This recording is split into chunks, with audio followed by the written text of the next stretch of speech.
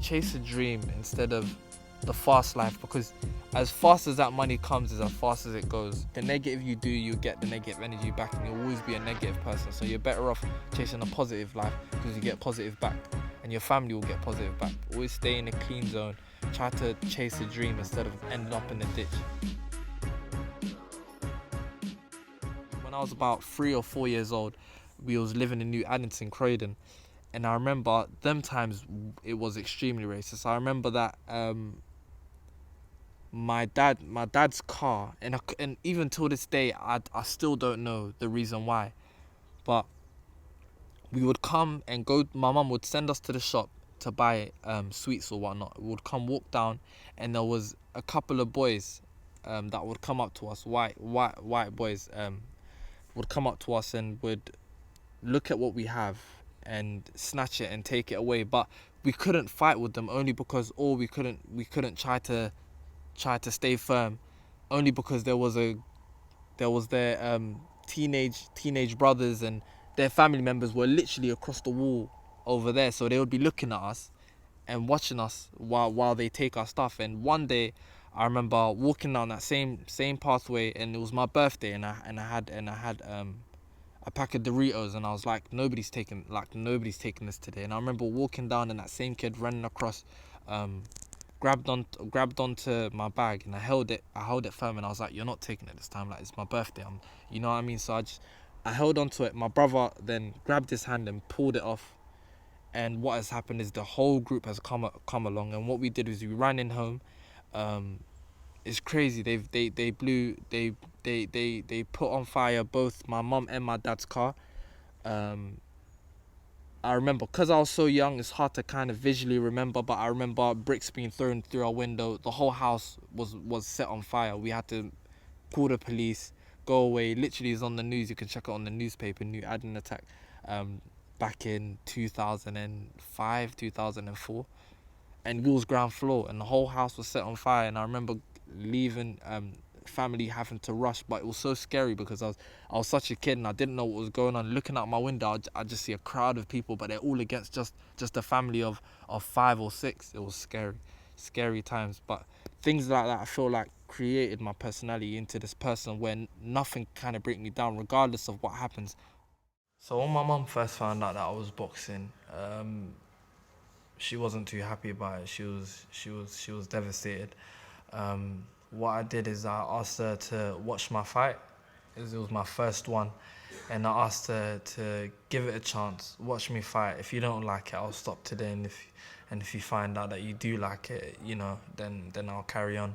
She ended up coming to my first 2 fights, and she couldn't stay away. Like, literally, everybody that knows me boxing knows that my mum's always there on the side, screaming and shouting. The loudest person in the whole stadium, whatnot. But yeah, she came to understand that boxing was changing me in a good way. If anything, keeping me away from the fights that I was getting into every other day. So I think that's what won my mum over. But my dad, even till this day, I don't think it's just something he wants me to do. My dad always kind of brushes things to the side. He's yet to kind of fully open up with me and just be like, let out what he wants to say. But he always tells me boxing is not the way or whatnot. But I understand from his background, he's kind of come from a hard place, and he believes that the university pathway is more of a better choice than the boxing pathway. Regardless of how I feel, whether I'm happy or not, it doesn't really matter. He feels that that's the pathway for me, and until now, we kind of go back and forth. But what I'm happy about now is that he knows that I've chosen this journey, and nothing's gonna stop me, regardless of what they say. And I feel like he's kind of accepted that, and now he's kind of more supportive in terms of, he's saying, go and do what you need to do, go and win what you want to win, go pursue your dreams. So I'm happy that I've kind of opened up his eyes, and kind of it just makes it that much easier to chase my dream, not worrying about what my parents think. It's not nice to upset your parents. But one thing I know is my mum has always had the personality. I'd say the personality of a boxer is weird. She's never boxed in her life, but she has the personality of a boxer. Honestly, she's always. A lot of people find it weird, but I remember one situation in my life where I've got into a fight in school and I've come back from school, and my cousin was sitting on the sofa and she said, "You've got into a fight. Your mum's gonna be super angry at you. You're in trouble." And I remember my mum walking into the living room and then seeing me and me telling her that I've had a fight. She already said, "Yeah, I've just come off the phone." My cousin looked like, "Oh, okay, he's gonna get in trouble now." My mum looks left and right. She says, "Come, let me take you shopping. Well done. You stuck up for yourself." And my cousin was so shocked. She was like, "Oh my God, your mum's taking you shopping because you just had a fight." Yeah, my mum plays a big part to what I'm doing currently, which is boxing. She plays a big part. I stop worrying about because I know it's very important for him. So if I tell him to stop, he might end up doing something bad or going, wrong places. So I'm very glad what he's doing. What is going on now in United Kingdom, the kids like his age, they kill each other for knives, they go wrong places, they sell drugs, and I'm very happy my son, he's a fighter, and I'm very happy he's fighting for professional, and he's doing something good for himself. I'm very happy for that. When you step into the gym, what you notice is you don't really get judged on how you look, what you're wearing, or how much money you have or whatever it is. You come in here and it's all about how good can you box? Can you box? Are you a good boxer? So I feel like when you come in here, it's a different world. It's totally different to your normal gyms and anywhere else. It's totally different. Yeah. So I think it's one of those ones where you step in here, it just feels like new atmosphere, new environment. It's totally different to your everyday gym. It humbled me a little bit. I thought I was the strongest person in the world before I got into the gym, and then you get into sparring and you realize that there's people that are a lot stronger than you, a lot better than you, and it's all because of skill. They're doing it ever so easy, dodging my punches, slipping. And I'm just thinking, what's going on? Like I've never been in this situation before. The coaches, they play a big role. Sometimes they play a parenting role, sometimes they play a friendship role, and then sometimes they play a coaching role. And it's one of them ones you get a bit confused with it, because outside he's more of a dad and more of a peer or a friend, and then in here it's totally different. So yeah, it's weird. It's almost like role playing with the coaches. It's like they're always role playing with you. They're always, when they're outside, they're different, and when they're in there, totally different. It's all straight and serious.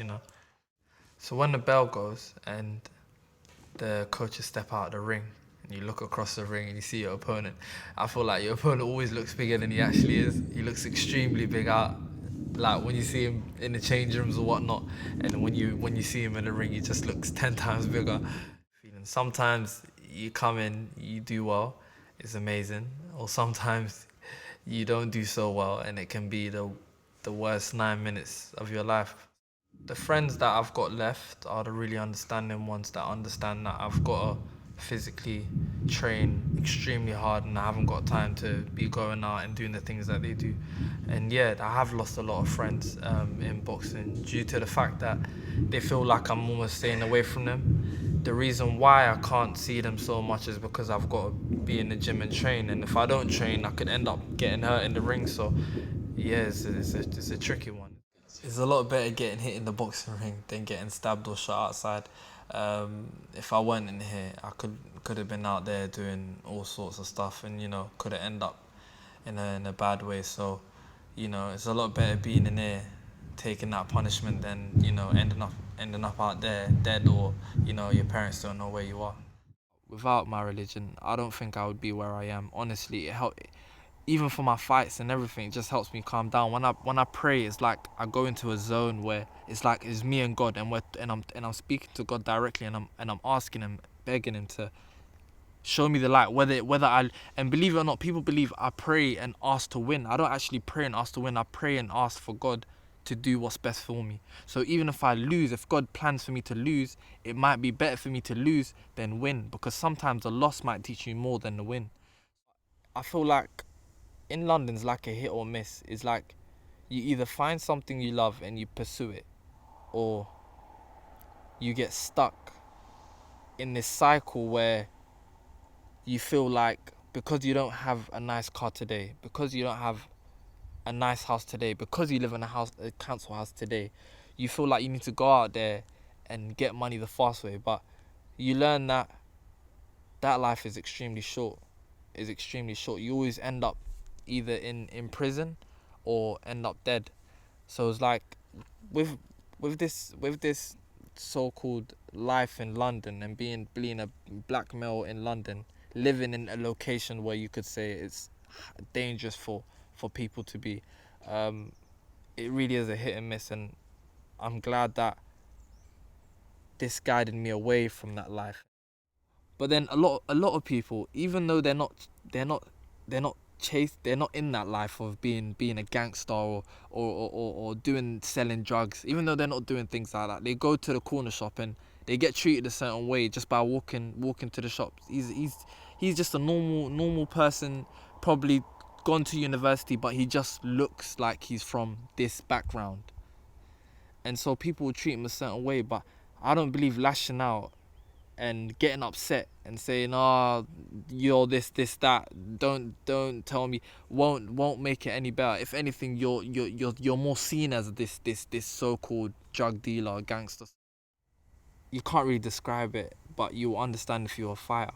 It's more of a just trying to get all the voices out of your head, trying to put everything behind you, family, friends, everything, put it to the side and literally concentrate on the task at hand. You've got to kind of take yourself away. It's almost like meditating, but you've got to kind of just try to, it's like quiet and just trying to get away from the sounds and noises and just trying to be in a confined place, nice, quiet place, and just try to concentrate. Sort of envision the fight. I love to envision the fight. I love to think of what I will do when I step in the ring, exactly how I do it. Kind of picture out the fight for myself and how I'd like it to go over the 3 rounds. And that kind of gives me the boost and the edge in the fight, I believe, because I've kind of won in my head already.